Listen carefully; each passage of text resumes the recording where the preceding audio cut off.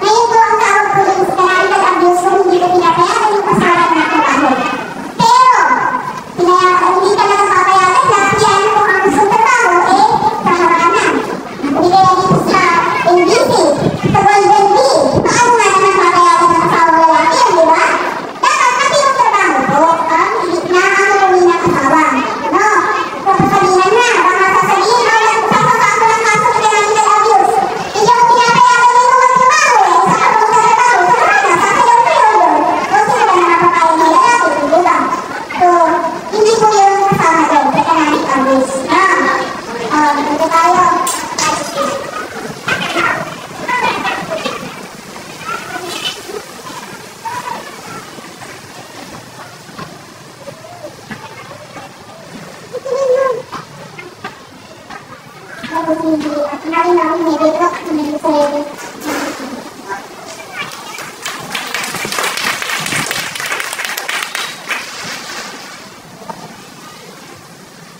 Yan, ituloy ko na po.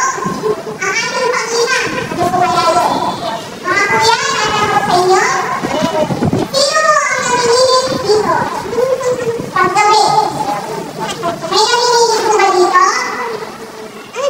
Oo, may namimilit. Ay, opo. Sige. Ay, namimilit kuya.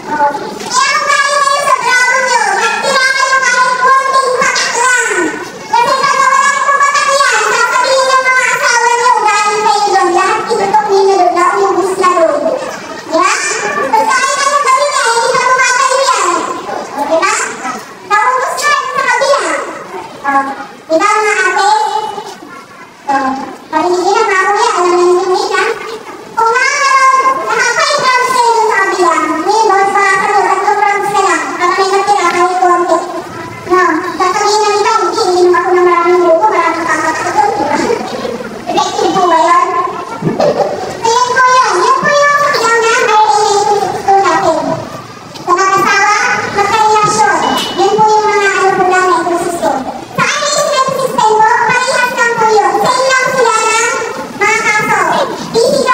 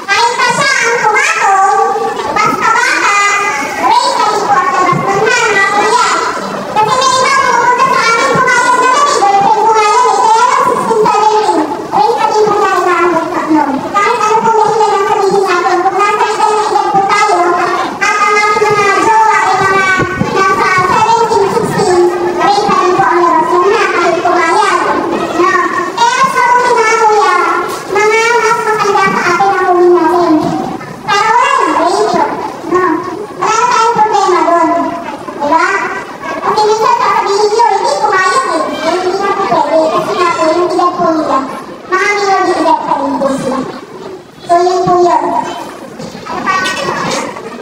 Yung sa CICL na tayo, dito na tayo pupunta.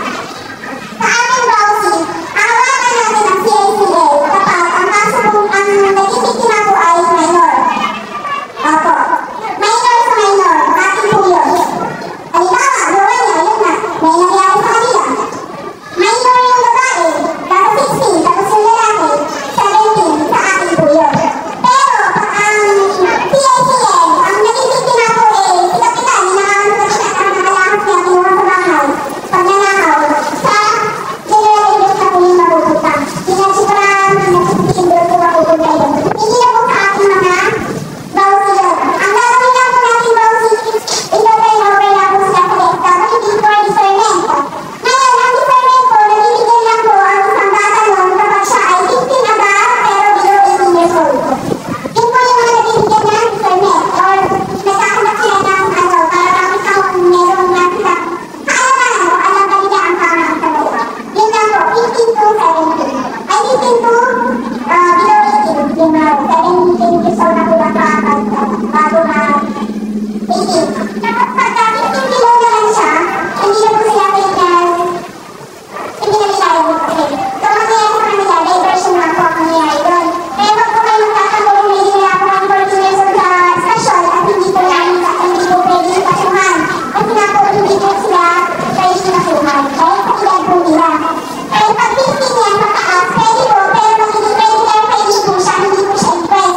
Kasi kailangan po natin yung discernment mula po DSWD. Pagka wala pong discernment from DSWD, hindi po tatanggapin na korte. Mas first pa po, i-dismiss po nila yung kaso. So, lahat po ng kaso ng CICL, regular po. Aside from, yung sa drugs kasi, iba din po kasi yun. Pag sa drugs na huli, isasama na po yung pangalan dun sa inquest, pero i-turn over pa din po sila sa DSWD for discernment sa din po. Tapos court na po ang nakaano kung kailangan po sila i-take custody. Ganun po yung ano natin, rule natin sa mga CICL. Tapos yung mga batang paulit-ulit po na gumagawa namin kanina. Pag nanakaw, mga ganon, ipunin nyo lahat, lalo na pagka below 15 years old, ipunin nyo lahat ng kanilang mga kaso, i-gather sa din po ninyo yun, for record. Tapos pagka talagang yung sawang-sawa na, ang gagawin po ninyo, pwede na po i-submit po yun sa DSWD para po maganda sila ng study kung talagang yung bata na illegal na ang gawain at pinapabayaan ng magulang. Kasi nasa magulang din po yun. Kung patawag tayo ng patawag sa magulang, walang ginagawa, pwede na po kasuhan yung magulang. Ang magiging nagreklamo po ay kayo mga bawsi, kay DSWD sa support niya, tapos sa amin na po, kami na po ang gagawa ng kaso. Kapag naman po ang parusa kung po kasi 1,000 lang, tapos lang buwan lang na kulong. Pero at least, may parusa. Para yung mga magulang ay magkaroon ng parang mag-isip nila yung responsibilidad nila na gagawin po sa mga anak nila. Kasi yun ang problema natin ng nagrarami, mga nagnanakaw eh. Kaya minsan kasi hindi na natin maiwan sa mga bakit pupunta ng pagkulang kaya ganun ang ginawa nila. Yun po yung gawin natin sa mga CICL po natin. Tinakaman po ang ating magagawa kasi nakaiba pa kasi nakakasal po sa kanila. May nangangalaan sa kanila po tayo kasi